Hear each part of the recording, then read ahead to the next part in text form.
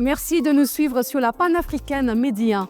Ils sont prêts à quitter le continent africain pour l'Eldorado. Beaucoup de jeunes Africains prennent des risques pour un futur incertain. L'immigration irrégulière est une problématique toujours d'actualité que nous continuerons à aborder afin de sensibiliser davantage les Africains. Selon l'Organisation mondiale pour les migrations, en 2023, près de 15 000 migrants ont atteint les îles Canaries de manière irrégulière, marquant une augmentation de 19% par rapport à 2022. Pour faire face à ce fléau et lutter contre le chômage, certains scientifiques africains proposent des pistes de solutions. C'est dans ce cadre que Talk Afrique reçoit aujourd'hui deux éminents professeurs sénégalais et togolais, professeur Birahim Gueye, titulaire des universités agrégées en sciences de gestion, en poste à l'université Gaston Berger à Saint-Louis et président de l'Association sénégalaise des sciences de gestion. Merci d'avoir accepté notre invitation. Merci pour l'invitation. C'est un plaisir d'être parmi vous. Merci beaucoup. Alors, en face de vous, nous avons le professeur Claude Messon-Sitondi, titulaire d'un doctorat en statistique de l'Université du Minnesota aux États-Unis, directeur du département d'économie, de statistique et de sociologie à Rwanda. Merci à vous. Merci de m'avoir invité. Si. Plusieurs scientifiques africains réfléchissent à des solutions, à des stratégies pour faire face à l'immigration irrégulière. Et certains évoquent le rôle important des sciences de gestion. Alors dites-nous, professeur Birahim Gueye, que signifient exactement les sciences de gestion? Merci beaucoup pour cette question. Les sciences de gestion étudient le fonctionnement des organisations de manière générale. Étudier également les relations entre les organisations et leur environnement, avec comme focus le fonctionnement en termes de capacité de survie, en termes d'analyse de la performance, en termes de pilotage, en termes de réflexion autour des processus internes. Donc tous ces éléments-là concourent à asseoir des modalités qui permettent à ces organisations de pouvoir prospérer dans le temps. L'objet d'analyse spécifique des sciences de gestion, c'est l'entreprise. Pendant longtemps, ce fut l'entreprise capitalistique. Plus en plus, on s'intéresse à des objets qui ne sont pas l'entreprise capitalistique, comme les associations, les entreprises sociales, mais aussi des ONG, l'État même. On se préoccupe de toute forme d'organisation de sorte à analyser quelles sont les perspectives qui permettraient d'assurer leur survie et surtout d'assurer la prospérité afin de contribuer à la prospérité nationale, à la croissance et au développement. Donc, pendant les crises, ça peut être les crises sociales, vous proposez des solutions sur cela. L'objectif des sciences de gestion, c'est, comme je le disais, faire en sorte de réfléchir sur qu'est-ce qui peut faciliter le bon fonctionnement des organisations, et ce fonctionnement permet bien entendu de faire face à des situations de crise. Par exemple, lorsqu'il est arrivé la crise du Covid-19, les sciences de gestion ont pu réfléchir sur les modalités d'organisation du travail, et c'est ce qui a favorisé, par exemple, le télétravail.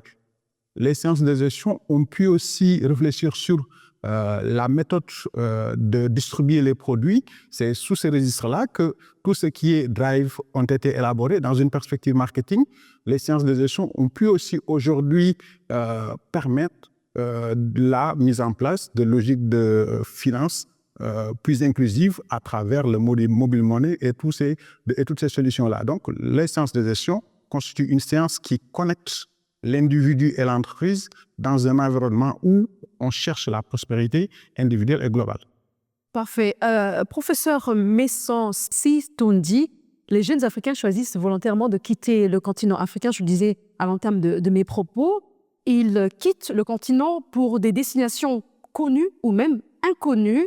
Aujourd'hui, quelles sont les causes qui expliquent cela? Oui, c'est une bonne question. Nous pensons que la première cause, c'est le chômage que nous avons dans nos pays africains. Parce qu'avec le chômage, la population africaine est vraiment jeune. Donc, avec une jeune population, ils veulent aller chercher quelque chose pour survivre. Et donc, quand on veut survivre, bon, la première chose à faire, c'est de voir où se trouve le moyen pour moi pour me développer. Et dans ce contexte-là, donc, bon, on peut penser que l'une des explications, je ne dis pas que c'est la seule explication, une des explications, c'est le chômage que nous avons dans nos pays africains.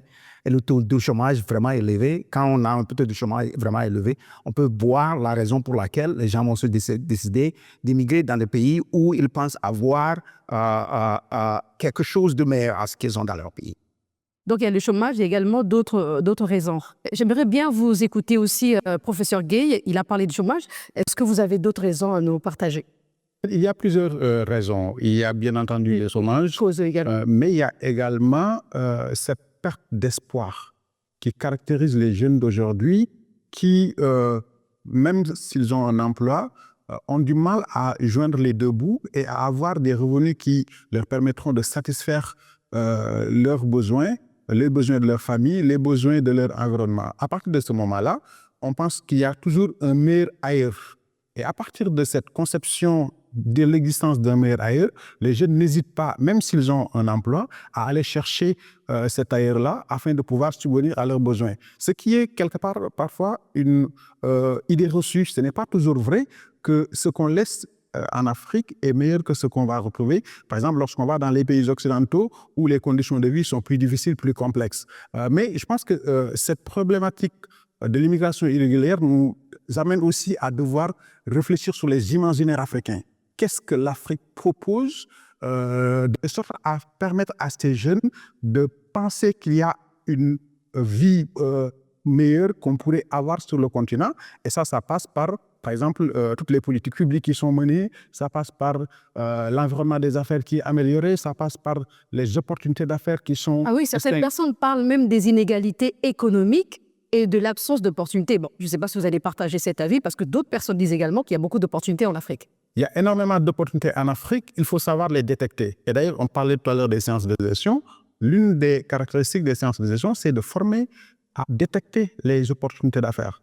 Qu'est-ce qui peut, compte tenu de l'évolution de l'environnement, compte tenu des changements des modes de vie, compte tenu des changements de la population, permettre de pouvoir générer des activités génératrices de revenus. Et il est important que les sciences de gestion prennent une place à côté de l'économie, de la sociologie et d'autres disciplines des sciences sociales pour aider les gens à savoir qu'il y a possibilité de trouver des solutions à une vie meilleure en Afrique. Très bien.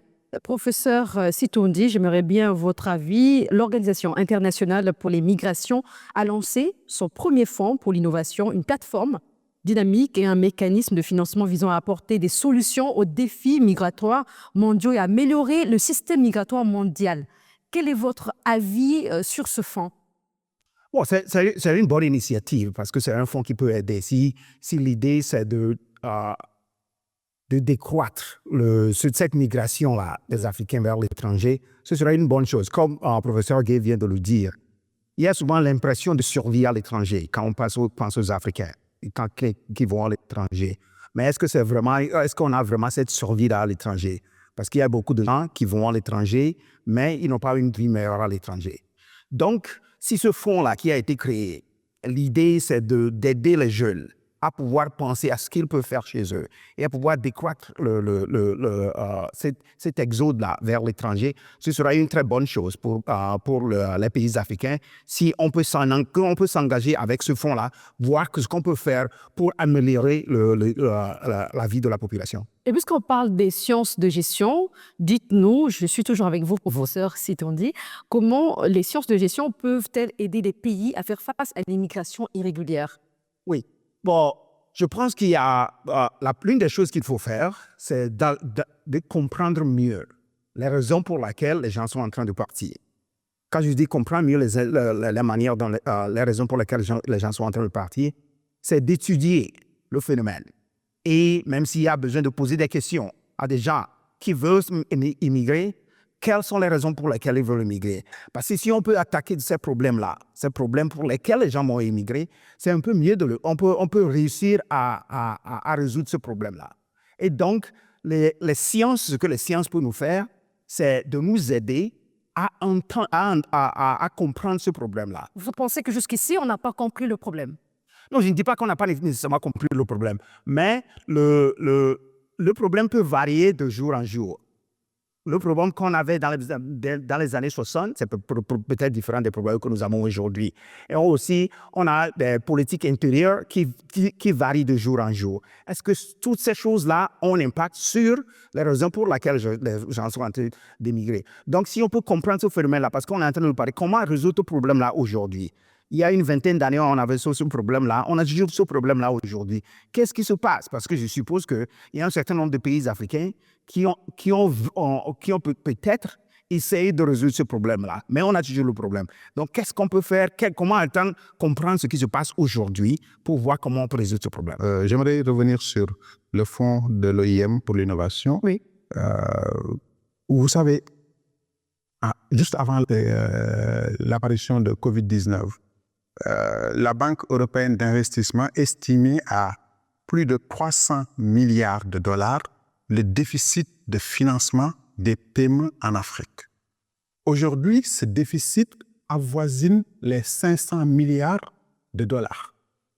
Vous imaginez le problème et comment cette situation peut occasionner ce besoin d'aller ailleurs des jeunes, alors même que, comme on le dit, il n'y a jamais eu autant d'argent disponible pour financer l'entrepreneuriat, les PME, les entreprises de manière générale en Afrique. Il est important qu'on puisse comprendre comment aller chercher ces financements, comment financer les projets innovants ou moins innovants, que ce soit porté par les individus ou par les États. Aujourd'hui, il y a un besoin d'une coalition mondiale pour capter les financements et les orienter vers les projets structurants, vers les projets qui, à l'échelle des individus, à l'échelle des PME, pourront accroître la prospérité en Afrique. Et ça, ce n'est pas seulement de la responsabilité de l'Afrique, c'est aussi de la responsabilité globale. C'est comme dans le cadre du débat autour du climat. On ne peut pas demander aux États africains de devoir s'aligner aux politiques menées au niveau des COP, au niveau mondial, et oublier que l'Afrique a un retard important à combler. Il est important, comme ça a été fait avec... Et l'Afrique pollue le moins possible. Déjà, il y a cette question de... même si parfois ça peut être aussi une idée reçue que l'Afrique pollue moins ou pas, mais en tout cas, ce qui est constant, c'est que l'Afrique a un tissu industriel moins important que l'Occident, que la Chine, que l'Inde est dans ces pays-là. De ce point de vue, on pourrait penser que l'Afrique pollue moins. Mais ce qui est constant aujourd'hui, c'est qu'il y a une une nécessité de faire un rattrapage pour l'Afrique et en finançant un peu plus un certain nombre de projets. Et il est essentiel que des grandes institutions internationales, la Banque mondiale, le FMI et l'ONU en grande partie se mobilisent pour permettre à ce que les États africains puissent obtenir ce qu'il faut pour financer leur développement. D'accord. Alors, professeur Gueye, aujourd'hui, on parle des sciences de gestion. Peut-être ça peut paraître un peu compliqué pour certaines personnes. Les sciences de gestion seront explorées sous un angle multidimensionnel. Comment comptez-vous procéder pour que les populations africaines soient également informées de ces enjeux? Un peu la limite, de manière générale, des universitaires, de manière générale, et en particulier des universitaires dans le domaine des sciences de gestion. Parfois, il y a de l'entre-soi. On parle entre nous, on fait des choses pour notre avancement au niveau de la carrière et on n'est pas suffisamment ouvert vers la société. Comment adresser les problèmes de société afin d'être beaucoup plus proche de la société et d'aider à comprendre l'utilité des sciences de gestion? Tout à l'heure, je disais que lorsqu'il y a eu Covid, les sciences de gestion ont permis, par exemple, de prouver la pertinence du télétravail comme modalité d'organisation du travail et analyser les avantages et les inconvénients d'un seul système. On a pu proposer des solutions en termes de distribution. On a pu aider aujourd'hui à mettre en place des dispositifs de finances alternatives, ce qui permet aujourd'hui l'inclusion financière dans beaucoup de milieux. Les sciences de gestion permettent de réfléchir par exemple sur quel format distribuer les produits. Pendant longtemps, il y a des catégories de produits qui étaient distribués en grande quantité et étaient inaccessibles aux populations pauvres.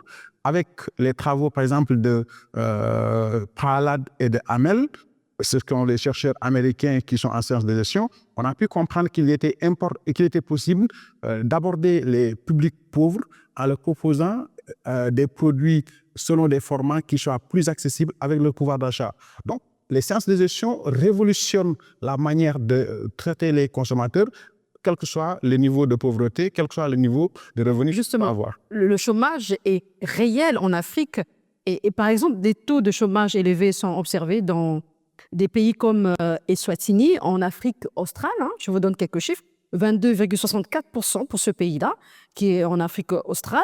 La Namibie, 19,99%. Le Gabon, 20,61%. Tandis que d'autres, comme le Bénin, 1,48%, un peu intéressant. La Côte d'Ivoire, 2,49%, affiche des taux relativement bas. Bon, qu'est-ce qui justifie justement ces disparités? Oui, c'est difficile pour moi de dire aujourd'hui c'est exactement ceci qui peut justifier cela. Mais bon, il y a un certain nombre d'idées à quoi on peut penser. Et avec la science, on peut voir si ces idées-là peuvent... Donc, si on peut expliquer ces disparités avec de la science. Par exemple, quand on parle de chômage, le chômage dans un pays peut être au même taux que le chômage dans un autre pays, mais les raisons de ce chômage-là peuvent être vraiment différentes d'un pays à l'autre pays. Et donc, bon, si c'est le catalyseur de ce départ des gens-là, et si ce n'est pas nécessairement le taux de chômage elle-même, mais c'est ce qui provoque ce taux de chômage-là, qui est en train de faire cela. Donc, bon, ça peut contribuer définitivement à cette différence, cette disparité de taux. Et aussi, il y a une question de proximité des places où les gens vont. Parce que s'il est très facile pour un Béninois d'aller en Espagne, comparé à quelqu'un qui est dans un autre pays pour aller en Espagne, ça peut expliquer ça. Donc, bon, il y a un certain nombre de choses comme ça qui peuvent expliquer. La politique également mise en place par certaines autorités. Malheureusement, nous sommes arrivés à la fin de cette émission. C'était un réel plaisir de vous avoir sur ce plateau. À l'instant, nous avions Messon Sitondi, professeur Claude Messon Sitondi, titulaire d'un doctorat en statistique à l'Université du Minnesota aux États-Unis. Vous êtes également directeur du département d'économie, de statistique et de sociologie à Rwanda. Merci beaucoup. Merci de m'avoir. Merci également à vous, professeur Birahim Gueye, titulaire des universités agrégées en sciences de gestion, en poste à l'Université Gaston Berger à Saint-Louis. Et vous êtes président également de l'Association sénégalaise des sciences de gestion. Merci infiniment. Merci beaucoup. C'est la fin de cette émission. Merci de l'avoir suivi. On se retrouve très bientôt sur nos antennes et restez avec nous.